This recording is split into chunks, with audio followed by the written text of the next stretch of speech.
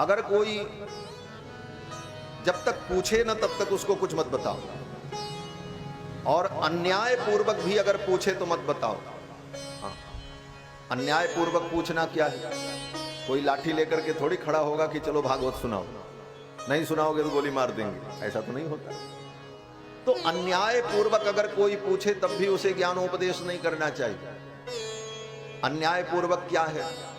जब हम लोग पढ़ते थे विद्यार्थी जीवन में, तो हमारे पूज्य गुरुदेव भगवान श्री ब्रह्मचारी जी महाराज, तो इस श्लोक के इस प्रसंग पर हमने चर्चा की कि अन्याय पूर्वक पूछने का तरीका क्या है, इसको क्या समझे।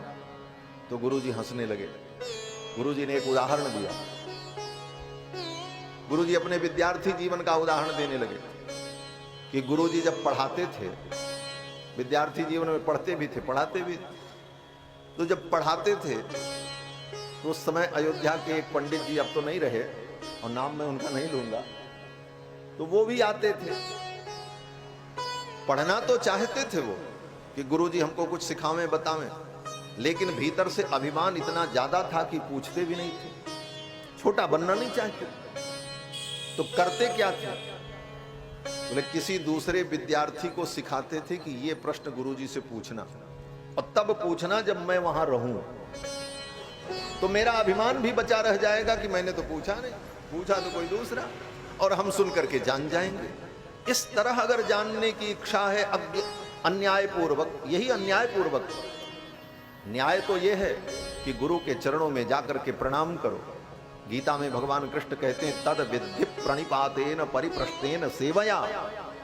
तद विद्धि प्रणिपातेन, प्रणिपात करो, प्रणाम करो, परिप्रश्नेन सेवया, और कुछ दिन सेवा करो, और सेवा करने से जब प्रसन्न हो तब मौका पाकर उनकी प्रसन्नता को देखकर तब जिज्ञासा करो, तब उसका उत्तर प्राप्त करो। विधि ये। और अन्याय पूर्वक बोले जानना चाहते हैं लेकिन सम्मान नहीं कर सकते, झुक नहीं सकते, प्रणाम कर नहीं सकते, लेकिन तीसरे से पूछ करके जानकारी प्राप्त करना चाहते हैं, यही अन्याय है। चान्यायेन पृक्षता जानन्नपि मेधावी जड़वल लोक आचरे। सब कुछ जानते हुए भी उसको उपदेश नहीं करना चाहिए। पार्वती जी भगवान शिव की संगिनी है और बरसों से हैं, लेकिन भगवान शंकर ने पार्वती जी को तब तक कथा नहीं सुनाई जब तक पार्वती जी ने पूछा नहीं, जबकि सहधर्मिणी जब पूछा तब सुनाया। इसीलिए गोस्वामी जी कहते हैं पूछे रघुपति कथा प्रसंगा, पूछे रघुपति कथा प्रसंगा, सकल लोक जग पावन गंगा, सकल लोक जग पावन गंगा, सकल लोक जग पावन गंगा। पूछे रघुपति कथा प्रसंगा। जब पूछा तब भगवान शंकर ने कथा सुनाई। परीक्षित जी ने भी पूछा, अतः पृच्छामि संसिद्धिम योगिनाम परमम गुरुम। हे योगियों के परम गुरु, आपसे मैं पूछ रहा हूं, एक मरने वाले व्यक्ति को क्या करना चाहिए? जब पूछा तब सुखदेव जी ने सुना। सूत जी से शौनकादि मुनियों ने पूछा, और तरीके से पूछा। पूछने का तरीका भी होना चाहिए, और पूछने का तरीका अगर ठीक होगा तो बताने वाला प्रसन्न हो जाएगा। सूत जी ने जब पूछा, शौनक जी ने पूछा तो सूत जी प्रसन्न हो गए। राजा परीक्षित ने इतने तरीके से पूछा, सुखदेव जी प्रसन्न हो गए, और सुखदेव जी ने कहा साधु पृष्ठम महाराज, साधु पृष्ठम, बहुत सुंदर तुमने पूछा, साधुवाद दिया। जहां देखो वहां भागवत में एवं निशम्य भृगुनंदन साधुवादम वैयासिकस्य भगवानथ विष्णुरातम प्रत्यर्च कृष्ण चरितम कलिकल्मषग्नम व्याहर्तुमारभत भागवत प्रधान। साधु पृष्ठम, बहुत सुंदर प्रश्न। तो प्रश्न करने का तरीका भी होना चाहिए। जिस व्यक्ति से मैं प्रश्न कर रहा हूं वह किस कोटि का है, इसका ध्यान हो। हम जो प्रश्न कर रहे हैं कि क्या मेरा प्रश्न उस कोटि का है, और वह प्रश्न ऐसा तो नहीं है जिस प्रश्न से केवल समय की बर्बादी हो, उसका कोई मतलब न निकले। सोचकर समझकर जिज्ञासु बनकर श्रद्धा भाव से जब प्रश्न व्यक्ति करता है तभी उसे ज्ञान की प्राप्ति होती है। प्रश्न तो बहुत से लोग पूछते हैं, बहुत से लोग तो प्रश्न इसीलिए पूछते हैं परीक्षा लेने के लिए। उनका अभिमान उनके सिर पर इतना चढ़ा रहता है कि व्यास जी कथावाचक मिल जाए तो चलो 2-4 प्रश्न पूछें। और प्रश्न क्या पूछेंगे? बोले महाराज कथा आपने बड़ी सुंदर सुनाई, एक शंका मेरे मन में है, आप ही समाधान कर सकते हैं। बोले क्या? बोले सुदामा जी के बाप का क्या नाम था? अब सुदामा जी के बाप का क्या नाम था, ये कौन सा प्रश्न है? इस प्रश्न के उत्तर से तुम्हारा ज्ञान सिद्ध होगा कि तुम्हारी भक्ति सिद्ध हो जाएगी, कि इससे तुम्हारी शरणागति सिद्ध हो जाएगी, कि इससे तुम्हें परब्रह्म की प्राप्ति हो जाएगी। और ये क्यों पूछा? क्यों? बोले सुदामा जी के बाप का नाम कहीं लिखा नहीं है भागवत में, तो कोई कहां से बताएगा? और अगर बाप का नाम कोई बता भी दे कि सुदामा के बाप का नाम क्या है, तो प्रश्न का अंत तो नहीं होगा। कोई पूछे फिर उनकी मां का नाम क्या था, फिर उनके दादाजी कौन थे, सुदामा जी किस गुरु से पढ़े थे, इतने बड़े संत थे तो उनके गुरु जो रहे होंगे वो तो बड़े महान रहे होंगे, उनका क्या नाम था? फिर इन प्रश्नों का कोई अंत नहीं है। सुदामा जी के अंदर जो भक्ति है, सुदामा जी के अंदर जो त्याग है, वह हमारे लिए अनुकरणीय है। उनके पिताजी कौन थे, उनकी माँ कौन थी, उनके चाचा कौन थे, उनकी मौसी कौन थी, उनके साढ़ू कौन थे, इसका हिसाब थोड़ी करना। हमसे भी किसी ने पूछा तो हमने कहा महाराज पहले एक बात बताओ कि उनका नाम आप क्यों जानना चाहते? उनका पिंडदान करना है कि श्राद्ध करना है, क्या करना है? तुम उनके रिश्तेदार हो क्या? तो चुप बोले महाराज ऐसा कैसे बोलते? भाई जैसे प्रश्न करोगे वैसे ही तो उत्तर देना। एक बार कहीं मैं बिहार में गया प्रवचन करने, तो वहां एक व्यक्ति ने तो ऐसा प्रश्न पूछा महाराज कि सुन के आपको आश्चर्य हो। सत्य घटना है, व्यासपीठ से मैं बोल रहा हूं। मैं कुछ हंसने के लिए और बनाने के लिए और प्रभावित करने के लिए नहीं बोलता हूं, जो सत्य है, जो अनुभव है वो मैं कहता हूं। बिहार में मैं गया तो वहां एक सज्जन ने प्रश्न पूछा, बोले महाराज हनुमान जी महाराज जब लंका में गए तो उनकी पूंछ में कपड़ा लपेटा गया, तेल लगाया गया, फिर आग लगाई गई। हमने कहा कथा तो यही है। बोले तो किस राक्षस ने हनुमान जी के पूंछ में आग लगाई थी, उसका नाम क्या था? हमने कहा धन्य हो, अब तुमको यही मालूम करना बाकी रहा। हनुमान जी की पूंछ में किस राक्षस ने आग लगाई ये जान करके तुम क्या करोगे? बोले महाराज बस ऐसे ही ध्यान आ गया, आखिर कोई तो रहा होगा। हमने कहा कोई तो रहा होगा, लेकिन उसका नाम न तुलसीदास जी ने लिखा, न वाल्मीकि जी ने लिखा, तो मैं कहां से बताऊं? तो उस व्यक्ति की धृष्टता देखो, उसने पूछा, बोले फिर तुलसीदास जी ने लिखा क्यों नहीं, वाल्मीकि जी ने क्यों नहीं लिखा? तो अब कुछ न कुछ तो उत्तर देना ही था मुझे। थोड़ा क्रोध भी आ रहा था। मैंने कहा इसलिए नहीं लिखा भैया कि हनुमान जी भगवान के परम भक्त हैं, और भगवान के परम भक्त की पूंछ में जो व्यक्ति आग लगावे वो तो महापापी होगा, और ऐसे महापापी का नाम लेना भी महापाप है। इसीलिए गोस्वामी जी ने और वाल्मीकि जी ने उसका नाम भी नहीं लिया। मुझे तो यही लगता है कि ऐसे पापी का तो नाम भी नहीं लेना चाहिए, इसलिए गोस्वामी जी ने और वाल्मीकि जी ने उसका नाम नहीं लिया। और अगर लिख देते तो उस पापी का भी नाम लेना पड़ता, तो हम लोग भी उस पाप के भागी बनते। इसलिए उस पाप से हम लोगों को गोस्वामी जी ने और वाल्मीकि जी ने बचा लिया। ये बहुत बड़ी कृपा थी। तो प्रश्न भी ऐसा हो जिस प्रश्न के उत्तर से भगवान की कथा गंगा, भगवान के दिव्य कल्याण गुणों का प्रवाह प्रवाहित हो, ये प्रश्न का तरीका हो। शौनक जी ने सूत जी से प्रश्न किया है, 6 प्रश्न किए, और इन्हीं 6 प्रश्नों के उत्तर में सूत जी ने शौनकादि मुनियों को भागवत की कथा सुनाई। पहला प्रश्न किया कि पुंसाम एकांततः श्रेयस्तन्नः संसितुमर्हति। पुंसाम एकांततः श्रेयः, पुरुष के लिए, जीव के लिए एकांतिक श्रेय, परम कल्याण क्या है?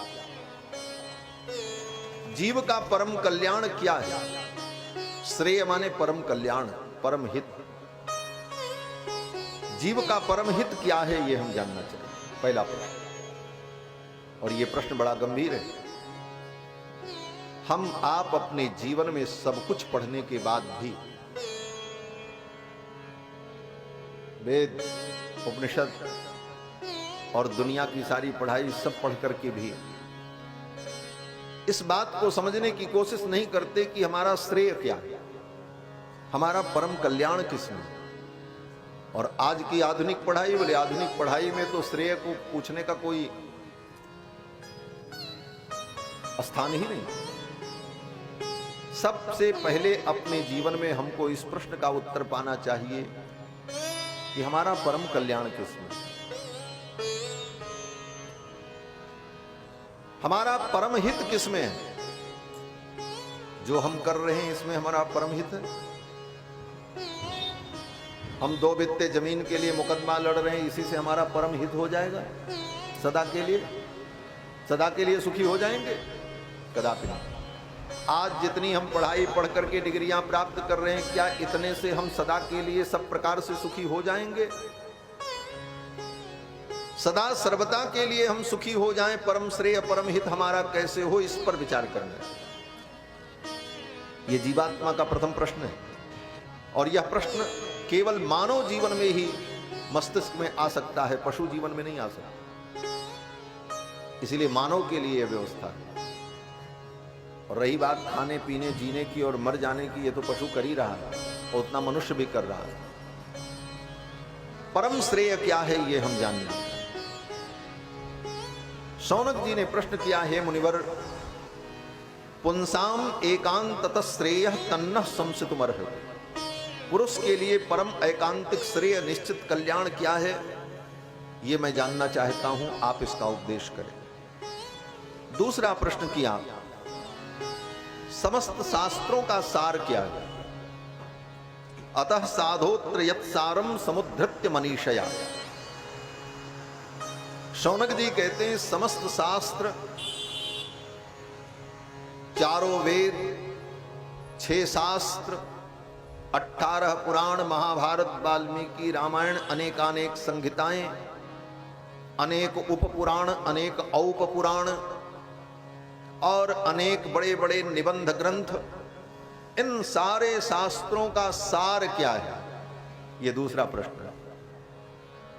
शायद ये प्रश्न हमारे आपके मन में कभी कभी उठता हो कि भाई इतना जब लिखा है, इसका मतलब क्या है, करना क्या है? शास्त्र सारः कः, ये प्रश्न किया, सारे शास्त्रों का सार क्या है? और तीसरा प्रश्न किया, स्वावतार प्रयोजनम।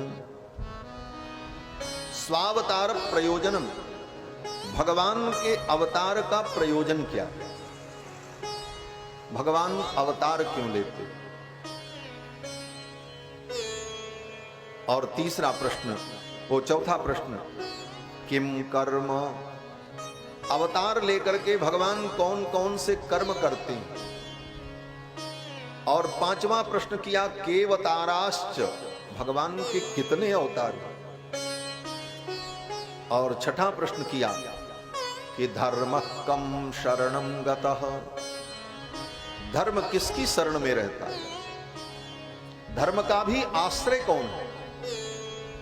और इन्हीं 6 प्रश्नों का उत्तर देते हुए सूत जी महाराज ने शौनकादि मुनियों को कथा सुनाई। 6 प्रश्न किया। पहला प्रश्न की श्रेय क्या है, तो इसका उत्तर दिया, कृष्ण भक्ति परम श्रेयः, भगवान के चरणों की भक्ति ही परम श्रेय है, परम हित है। जीवन में कुछ हो न हो, लेकिन भगवान के चरणों की भक्ति, यही सबसे बड़ा जीव का हित है और यही सबसे बड़ा ज्ञान है, यही मानव जीवन की सबसे बड़ी उपलब्धि है। कृष्ण भक्ति परम श्रेय है। और समस्त शास्त्रों का सार क्या है? दूसरा प्रश्न था। सारे शास्त्र कहना क्या चाहते हैं? शास्त्र कहता है यज्ञ करो, दान करो, तप करो, ये करो, वो करो, ये व्रत करो, ये विधान करो, ये करो। और वहां फल भी बताता है शास्त्र, ये व्रत करोगे तो ये फल मिलेगा, ये करोगे तो ये फल मिलेगा, ये कर्म करोगे तो ये फल प्राप्त होगा। तो इन सब का सार आखिर क्या है? बोले इसका सार यही है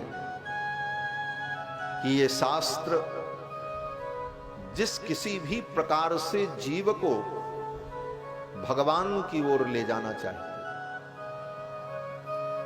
जीव अपनी इच्छा से भगवान की ओर, उस तत्व की ओर जाना नहीं चाहता, क्योंकि उसके अंदर अज्ञान भरा, अज्ञान का मल भरा, माया के विकार भरे। अब वो माया का विकार दूर हो तब भगवान की ओर प्रवृत्ति हो, और माया का विकार दूर करने के लिए जो औषधि खिलानी है वो औषधि, धर्म की औषधि खाने को व्यक्ति तैयार नहीं है, तब बोले तब किसी प्रकार तो खिलाना ही पड़ेगा, चाहे लालच दे करके ही खिलाना पड़े। तब शास्त्र लालच देता है, चलो ये पूजा करोगे तो ये फल मिलेगा।